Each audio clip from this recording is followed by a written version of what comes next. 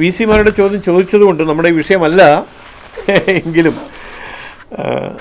V സിമാർ പൂജനീയ സർസംഘചാലകൻ്റെ പ്രഭാഷണ പരിപാടിയിൽ പങ്കെടുത്തത് തികച്ചും സ്വാഗതാർഹമാണ്. കാരണം സർസംഘചാലകൻ്റെ പ്രഭാഷണ പരിപാടി ഏതെങ്കിലും ഒരു രാഷ്ട്രീയ കക്ഷിയുടെ നയപ്രഖ്യാപന സമ്മേളനമൊന്നുമല്ല. മുഴുവൻ അദ്ദേഹത്തിൻ്റെ പ്രസംഗം ശ്രദ്ധിച്ച ആളുകൾക്കറിയാം നമ്മുടെ രാഷ്ട്ര സംബന്ധമായ സാമൂഹിക സംബന്ധമായ വിഷയങ്ങളാണ് കൈകാര്യം ചെയ്തത്.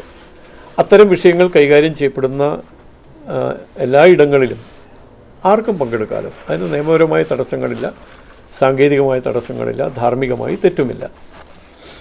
അത് ഏറ്റവും ചുരുങ്ങിയ വാക്കുകളിൽ നമുക്കതിനെ അങ്ങനെയാണ് വിശേഷിപ്പിക്കാൻ സാധിക്കുക. പിന്നെ മാപ്പ് പറയലും ഒക്കെ അതൊക്കെ നമ്മൾ അന്വേഷിച്ച് പോകാൻ തുടങ്ങിയാൽ പൂർവ്വകാല പ്രാബല്യം അതിന് വേണ്ടിവരും. പണ്ഡിറ്റ് ജവഹർലാൽ നെഹ്റു മുതൽ അത് വേണ്ടിവരും. ഡോക്ടർ BR അംബേദ്കർ, മഹാത്മാഗാന്ധിജി, അവരെയൊക്കെ നമ്മളിതിലേക്ക് വലിച്ചെടുക്കേണ്ടി വരും. അതിലേക്ക് പോകാതിരിക്കുന്നതാണ് നല്ലതെന്നാണ് അഭിപ്രായം.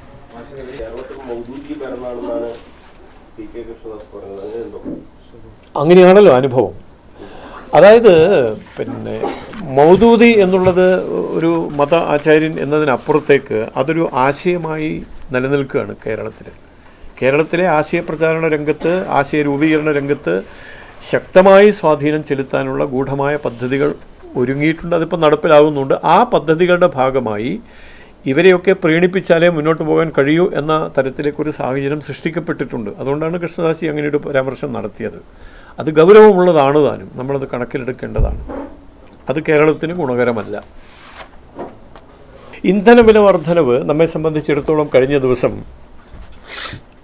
ബഹുമാന്യനായ കേന്ദ്ര ആഭ്യന്തരമന്ത്രി അദ്ദേഹത്തിൻ്റെ പ്രസംഗത്തിൽ സൂചിപ്പിച്ചൊരു കാര്യമുണ്ട്. നമ്മളെല്ലാം അത് ഞാൻ വരാം കേട്ടോ, താങ്കൾ ചോദിച്ചു. അതിൽ നമുക്കറിയാം മറ്റ് പല രാജ്യങ്ങളിലും ഈ പശ്ചിമേഷ്യൻ സംഘർഷം വഴി ഉണ്ടായ ഏറ്റവും വലിയ പ്രതിസന്ധി എണ്ണ ഉൽപ്പന്നങ്ങളുടെ വില വർധനവ് തന്നെയാണ്. പക്ഷേ നമുക്ക് ഭാരതത്തെ സംബന്ധിച്ചിടത്തോളം നാമമാത്രമായൊരു വർധനവിൽ ഒതുക്കാൻ നമുക്ക് സാധിച്ചു. തൊട്ടടുത്ത രാജ്യങ്ങളിൽ, പ്രത്യേകിച്ച് പാകിസ്ഥാനിലും ശ്രീലങ്ക പോയി കഴിഞ്ഞാൽ, പാകിസ്ഥാനെ ചൂണ്ടിക്കാണിച്ച് ഉദാഹരണം പറയാമെന്ന് വിചാരിക്കേണ്ട, 446 രൂപയാണ് 1 ലിറ്റർ പെട്രോളിൻ്റെ വില ഇന്ന് അവിടെ. പക്ഷേ നമ്മുടെ നാട്ടിലെ അവസ്ഥ നമുക്കറിയാം.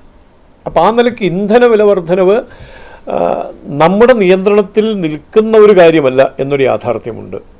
മറ്റൊന്ന്, ഈ ഇന്ധന വില വർധനവിനെ നേരിടാൻ ഇപ്പോൾ കഴിഞ്ഞ ദിവസം നമ്മൾ കണ്ടതാണല്ലോ, എഥനോൾ എന്ന ഒരു സങ്കേതം അല്ലെങ്കിൽ ആ ഒരു ഇന്ധനത്തിൻ്റെ ഉപയോഗത്തെ സംബന്ധിച്ച് കേന്ദ്ര സർക്കാർ കാര്യമായി ആലോചിക്കുന്നുണ്ട്. ഏതൊരു പ്രധാനപ്പെട്ട പത്രത്തിൽ തന്നെ അതിൻ്റെ ചാർട്ട് സഹിതമുള്ള വാർത്ത വന്നിട്ടുണ്ട്. അപ്പോൾ ഏതായാലും ഭാവിയിൽ ഈ സാഹചര്യങ്ങളെ മറികടക്കാൻ കഴിയുന്ന ഏറ്റവും സമർത്ഥമായ നിലപാട്, പദ്ധതി നമ്മുടെ സർക്കാരിനുണ്ട്. അതുകൊണ്ട് ഇന്ധനവില വർധനവിനെക്കുറിച്ച് പൊതുസമൂഹം ആശങ്കപ്പെടേണ്ടതേയില്ല എന്നുള്ളതാണ് കേന്ദ്ര സർക്കാരിൻ്റെ നിലപാട്.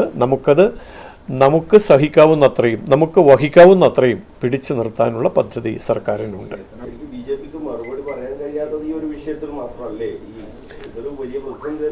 ഞാൻ മറുപടി പറഞ്ഞില്ല.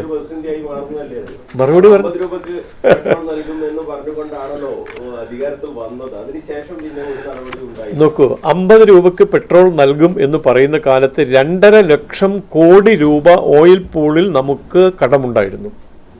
ലോക സംവിധാനത്തിൽ ഓയിൽ പൂൾ എന്നൊരു സംവിധാനം ഉണ്ടല്ലോ, 2.5 ലക്ഷം കോടി രൂപ.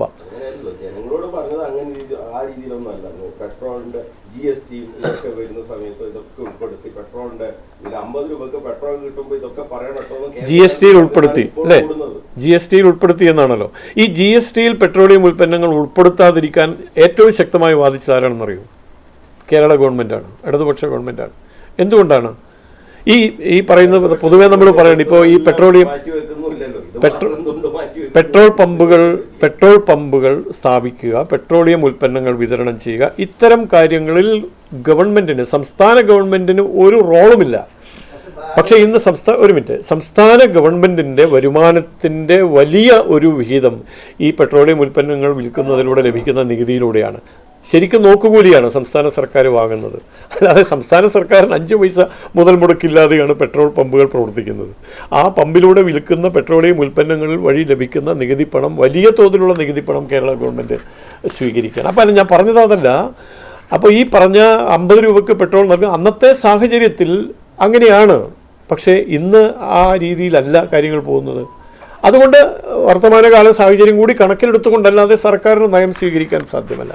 അതാണ് അതിനെ സംബന്ധിച്ചുള്ളത്. എന്താ താങ്കളുടെ ബാരലിന് ഇത്രയധികം വില കുറഞ്ഞപ്പോഴും ആ കുറവ് ജനങ്ങൾക്ക് വ്യക്തം അതിന്റെ ആനുകൂല്യം ഇഷ്ടംപോലെ കേന്ദ്ര സർക്കാർ ലഭിച്ചിട്ടുണ്ട്. 2.5 ലക്ഷം കോടി അതെ ഉണ്ടായി എന്ന് പറയുമ്പോൾ അതിന്റെയോ എത്രയോ വരുമാനം കേന്ദ്ര സർക്കാരിന് ഉണ്ടായിട്ടുണ്ടല്ലോ. അതെന്താണ് കാണാൻ? ഇല്ല അങ്ങനെയല്ല. ഇപ്പം നമുക്ക് എന്തുകൊണ്ടാണ് ഞാൻ പറഞ്ഞല്ലോ, പാകിസ്ഥാനിൽ 446 രൂപയ്ക്ക് പെട്രോൾ വാങ്ങുമ്പോൾ ഭാരതത്തിൽ എന്തുകൊണ്ടാണ് 116, 120 രൂപയ്ക്ക് നമുക്ക് പെട്രോൾ കൊടുക്കാൻ കഴിയുന്നത്? അത് ദീർഘവീക്ഷണത്തോടെയുള്ളൊരു നിലപാടിൻ്റെ ഭാഗമാണ്.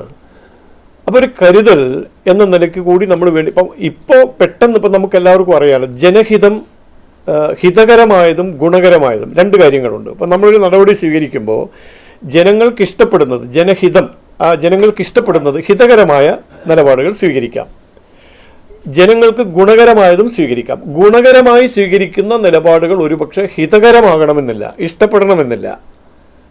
അപ്പം അങ്ങനെയുള്ള ചില പ്രശ്നങ്ങൾ അതിലുണ്ട്. അപ്പോൾ പെട്രോളിയം ഉൽപ്പന്നങ്ങളുടെ വിലവർദ്ധനവുമായി അല്ലെങ്കിൽ പെട്രോളിയം ഉൽപ്പന്നങ്ങളുടെ വില നിലവാരവുമായി ബന്ധപ്പെട്ട് ഇത്തരം കാര്യങ്ങൾ കൂടി നമ്മൾ പരിഗണിക്കണം. ജനങ്ങൾക്ക് ഇഷ്ടപ്പെടുന്ന കാര്യങ്ങളുമുണ്ട്, ജനങ്ങൾക്ക് ഗുണകരമായ കാര്യങ്ങളുമുണ്ട്. ജനങ്ങൾക്ക് ഗുണകരമാകുന്ന കാര്യങ്ങൾക്കാണ് മുൻഗണന നൽകുക.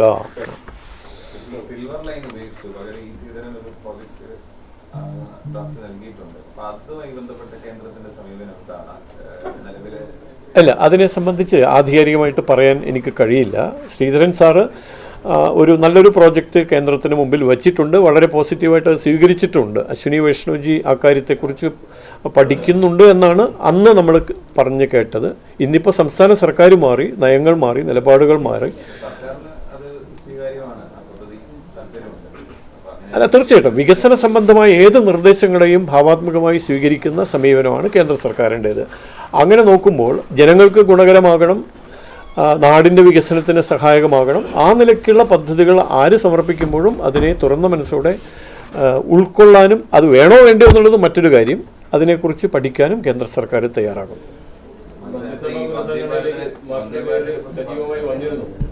ഏതാ എൻ്റെ പേര്? അതാണ് എൻ്റെ പ്രശ്നം. അതായത് ഇതെങ്ങനെ വന്നു എന്നുള്ളത് എനിക്കും അറിയില്ല. അങ്ങനെ ഒരു ആലോചനയൊന്നും കേന്ദ്ര സർക്കാരിൻ്റെ ഭാഗത്തുള്ളതായിട്ട് എനിക്കറിവില്ല. കേന്ദ്ര സർക്കാരിൻ്റെ പുനഃസംഘടന, പാർട്ടിയുടെ പുനഃസംഘടന അതൊക്കെ ഉണ്ട്. പക്ഷേ എനിക്ക് തോന്നുന്നു ആളുകളിങ്ങനെ കൽപ്പിച്ച് കൂട്ടി ഇനിയിപ്പോൾ ആരാണ് സാധ്യതയുള്ളത്, എന്നാൽ പിന്നെ മാഷക്കിരിക്കട്ടെ എന്ന് പറഞ്ഞ് എന്നെ കുറേ കാലം മന്ത്രിയാക്കി ഞാൻ ചെല്ലുന്ന സ്ഥലത്തൊക്കെ ആളുകൾ ചോദിക്കാതെ എപ്പോഴാണ് സത്യപ്രതിജ്ഞ എന്നൊക്കെയാണ്. അപ്പോൾ അങ്ങനെയില്ല, അത് പിന്നെ മാധ്യമങ്ങളിലൂടെ ഉണ്ടായി വന്ന ഒരു കഥയാണ്.